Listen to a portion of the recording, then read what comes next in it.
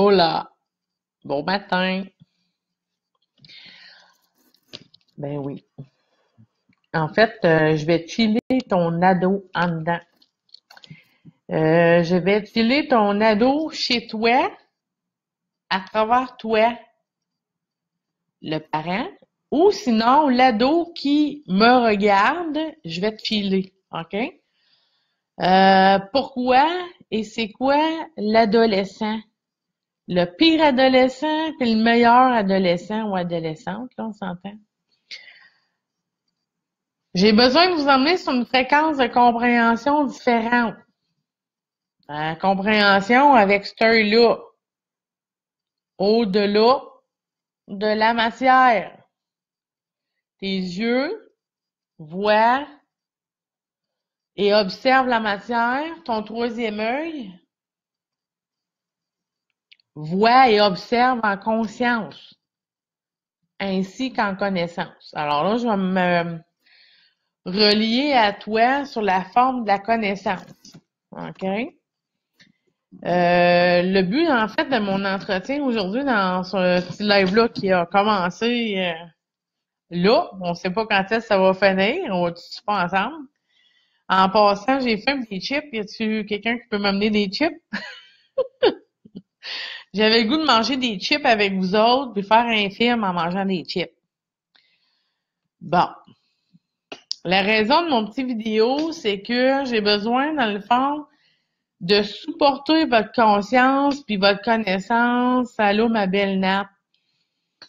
On a besoin de se chiller aujourd'hui sur la forme d'ado, sur la forme, dans le fond, de ce qu'on a été comme ado, mais aussi les ados qui s'en viennent puis les ados qui sont là. C'est quoi l'adolescence? Là, je vais être dans une compréhension énergétique avec vous autres. Je vais jouer à l'élastique de votre conscience pour vous supporter un petit peu plus loin en conscience. Donc, ceci dit, l'adolescence, en fait, il n'y a pas d'âge. On va mettre ça au clair. Il n'y a pas d'âge. L'adolescence, pour moi, c'est une étape de progression entre ton parent, ton autre parent, puis toi en devenir. Il y a des choses qu'on sait, puis il y a des choses par principe de connaissance, les gens le comprennent, le savent. OK? À partir de ce qu'on sait, j'ai le goût d'aller un petit peu plus loin avec vous autres. Loin comment? Selon ton appétit. Bon. Ton parent puis ton autre parent ont de l'ADN mixé ensemble, puis il y a aussi ton être dans ton corps. Puis là, je vais vous poser une question, là. Puis la question est comme suit. Y a-t-il des choses que vous aimez pas chez vos parents? Les choses que vous aimez pas, en fait, chez vos parents, sont en dedans de vous autres. Que ça soit l'âge que ça voudra. On est tous du pareil au même. On s'entend? Donc, dans la progression de ce que tu es et ce que tu souhaites devenir, c'est là la petite patente avec ce là que j'ai besoin de t'amener à aiguiser un peu ta connaissance. L'adolescence, c'est une transformation de deux ADN différentes qui forment toi pour combiner ce que c'est que tu veux plus et ce que tu gardes comme identité de toi, ton être, mais aussi dans tes défauts et dans tes qualités. Bon, c'est clair. Maintenant, admettons que tu es dans une période de ta vie où tu te cherches, tu sais pas t'es qui, tu sais pas comment te situer par rapport à ce que tu veux pas de ton père, ce que tu veux pas de ta mère. Puis là, je vais vous poser une question, là. Comment qu'on peut être différent de nos parents. Admettons, là, ton père, c'est le pire crosseur, ta mère, c'est la pire menteuse. Puis là, on ménagera pas les mots, on va dire les vraies choses. Il y en a qui sont vraiment du pain béni, il y en a qui sont vraiment divins, là, tu sais, ça arrive aussi. Ce qu'on prend et ce qu'on prend pas de nos parents, c'est pas ton ego qui va décider. C'est comment tu vas faire face à tes petits défauts de manufacture reliés à tes blessures à toi. Ce que tu portes dans l'ADN, ce qui te contient puis ce qui te consume a la même patente qu'eux autres. Qu'est-ce que tu vas en faire, par exemple? Puis là, je vous dis, là, il y a des gens qui sont adolescents à 56 ans. Ils n'ont pas fini de transgresser ces genres de réalités-là pour s'identifier à. Je sais pas si je suis claire. Il n'y a pas de temps qui justifie pour moi la période de l'adolescence. Quand on est adolescent, on regarde le parent, puis on regarde l'autre parent, puis on fait comme « Oh, je veux pas être comme lui, je veux pas être comme elle! » On se voit-tu? Même à 59 ans, on parle de même. OK? Moi, j'en ai 84 en passant. Bien conditionné. C'est bonne, hein? Donc, ce qui est bon de comprendre, c'est que la période de l'adolescence, c'est de forger à travers ton propre nettoyage, ta vraie personnalité, en devenir au niveau sociétaire, mais en même temps, c'est aussi une étape où, face à face avec le jugement, comment tu vas répéter les patterns familiaux. Là, c'est là que ça allume. Mon but, c'est de te faciliter, dans le fond, l'évolution, parce que si, exemple, tu juges ton parent, ben le fait que tu juges ton parent te fait acheter ce code génétique-là. Quand tu juges tes parents d'être bons, pas bons, là, je vous dis, là, c'est dur de pas juger des fois. Mais quand on juge, c'est automatique que se cristallise à l'intérieur de toi la même information que ton parent, pour que là, si tu l'acceptes pas dans lui ou dans elle, tu vas être obligé de l'accepter dans toi pour le transmuter. Je vais prendre le temps, là, de digérer un peu, OK? Donc, à chaque fois qu'on va juger nos parents, on travaille contre notre ADN, contre notre information. Changement de propos un petit peu plus loin. Ce qui conditionne, là, dans le fond, là, la façon que ton père et ta mère sont, c'est pas ce qu'ils sont, justement. C'est la réalité de leur personnalité terrestre. L'être est pas de même. Le but, c'est de revenir à l'être. Mais là, si tes parents ils ont manqué leur coup, c'est toi le responsable. Parce que c'est toi qui porte nécessairement l'ADN qui a besoin d'être transmuté. Comment est-ce qu'on fait ça? On parlait du jugement tantôt. Là, mettons qu'on juge nos parents, ben on s'approprie en même temps de cette forme de souffrance qui les a habités puis qui n'ont pas pu faire mieux. Des fois, on se pense supérieur à l'adolescence, puis là, je vous le dis, là, ça peut être une adolescence toute une vie. Des fois, en tant que personne, on va penser qu'on est supérieur. On va penser qu'on a une vérité sur quelque chose. Mais en fin de compte, face à face avec soi-même, des fois, on se rend compte qu'on est aussi menteur que le père, puis aussi, je sais pas quoi, que la mère. Donc, de ce fait-là, c'est parce que nécessairement, on a jugé, en fait, Là, le jugement, c'est bien bizarre, là, mais c'est ça que ça fait. À chaque fois qu'on juge l'autre pour son bouton sur le nez, il va nous apparaître un bouton sur notre nez pour justement faire face à le jugement. Vous savez, Lise Bourbeau a parlé, Lise Bourbeau a écrit un livre intéressant sur les 5 blessures. Il y en a d'autres qui l'ont écrit aussi, qui ont écrit sur le propos, sur le sujet, mais on n'est pas obligé de tout réécrire la même chose. Ce qui est bon, c'est de l'utiliser dans l'instant de maintenant pour se faire un lavage, un auto-lavage, un auto-guérison, une auto-gestion de, justement, qu'est-ce qui est, nous, nos blessures.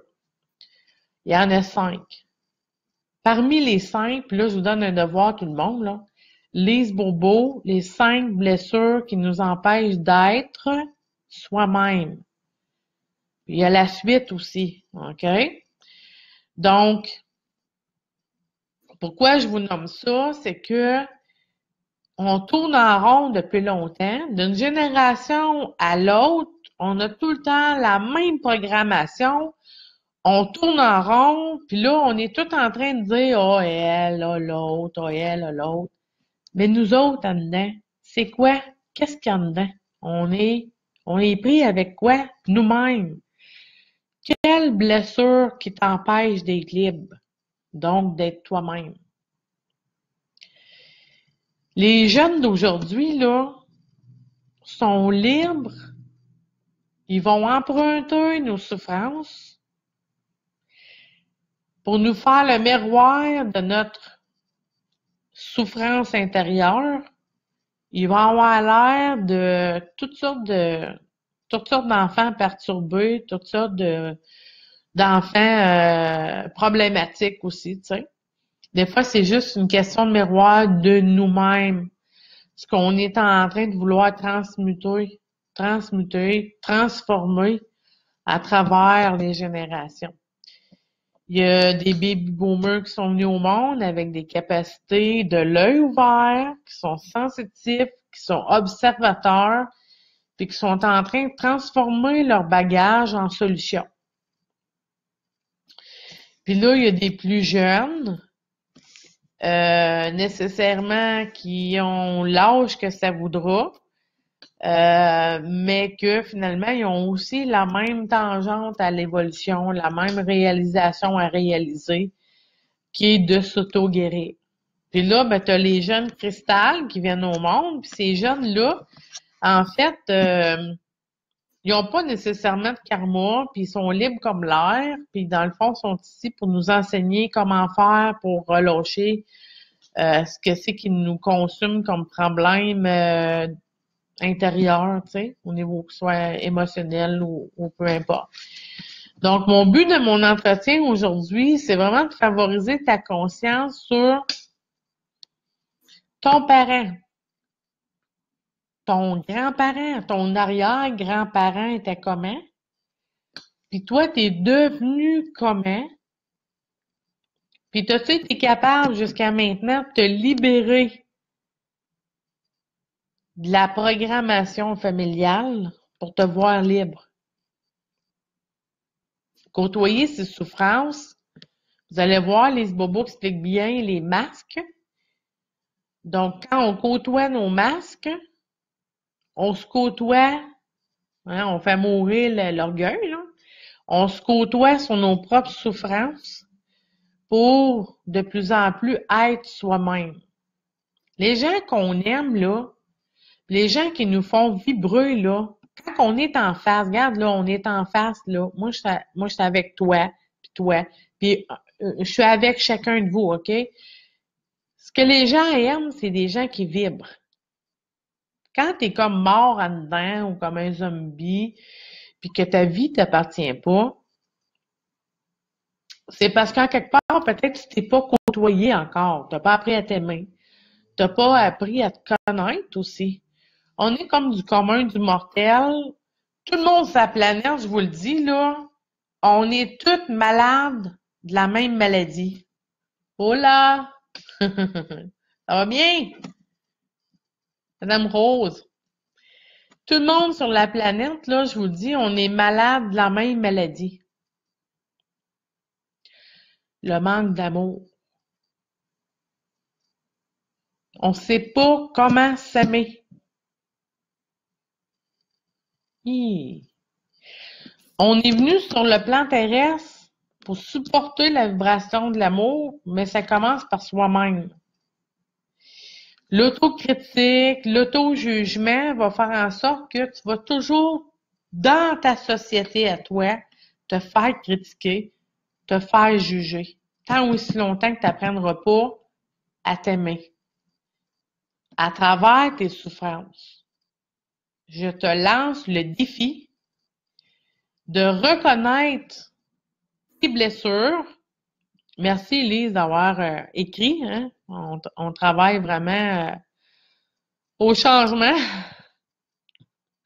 C'est un beau défi, en fait. Mais il y en a d'autres aussi qui l'ont écrit. Là, faites peut-être des recherches sur Google. Là. Les blessures qui t'empêchent d'être toi-même. La trahison, l'humiliation, l'abandon, bon, hein?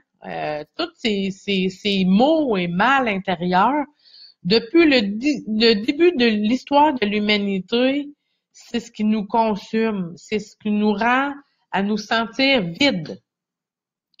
Parce qu'on manque de vibrer, parce qu'on manque de s'aimer. Donc, je t'invite nécessairement à te découvrir, à découvrir, en fait, l'être que tu es. Comment on fait ça? Commence par te côtoyer sans jugement toi-même à toi-même. Va découvrir c'est quoi la blessure ou les blessures qui t'empêchent d'être libre, qui t'empêchent d'être toi-même. Dans son approche, Alice, elle va même nommer c'est quoi les comportements sous-jacents des blessures. Donc, c'est une bonne indice de voir ton père, ta mère, ta grand-mère, ton chat et ton chien, c'est quoi leurs blessures. Puis là, ça invente la compassion, le non-jugement, la compassion. La génération en ce moment, là, on appelle ça la génération passe-partout, là.